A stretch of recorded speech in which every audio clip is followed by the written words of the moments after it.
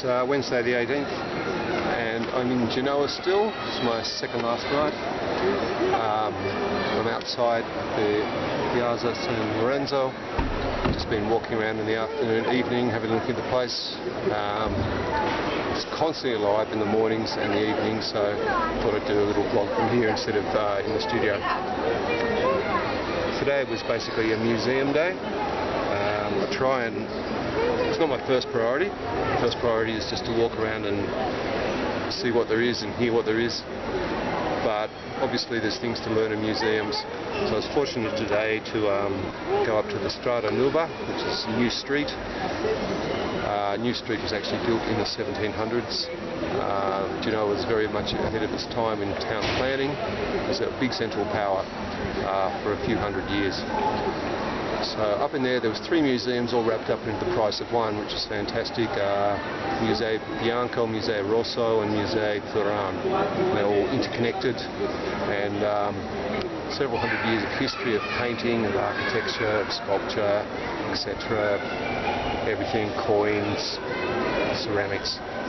It all culminated in a beautiful vista from the top of the Palazzo Rosso, where you actually walked out onto the roof. It was kind of scary. It was like typical Italian, not too much safety, and then clambered up to the top of the roof to this little fenced off area where you could do a big 360 panorama of the whole city, which was beautiful. This place is really beautiful. As I mentioned in other posts or previous posts, that it's got the real port flavour. There's just so much energy and activity going all the time, just people walking around, eating and drinking, and general merriment, dancing.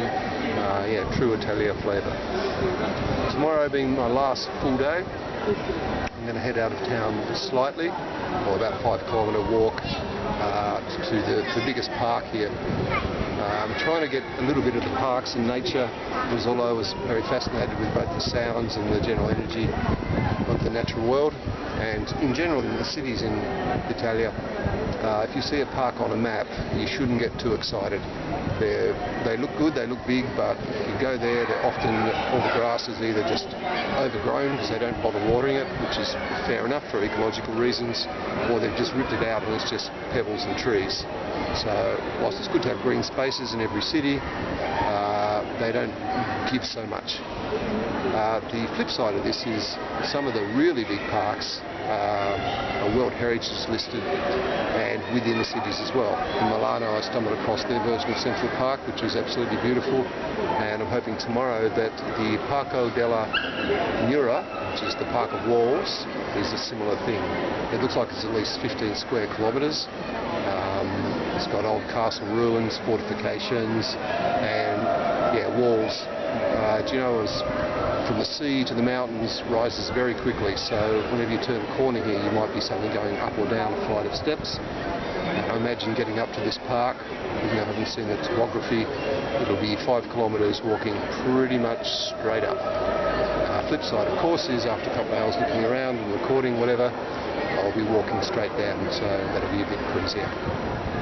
From there, one more night in Milano, just as a stopover, then I head to Livorno, which is where Uzzolo spent the last 15 years or so of his life. My flat up there seems to be pretty much where Uzzolo lived. The views of what he painted look like the vista from my balcony.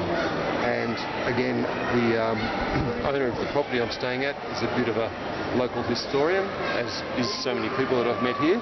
So I'm looking forward to chewing the fat with him, walking around and capturing the vibe of what Uzzolo considered his perfect space. Okay, I'll just pan around this beautiful thing and we'll talk soon.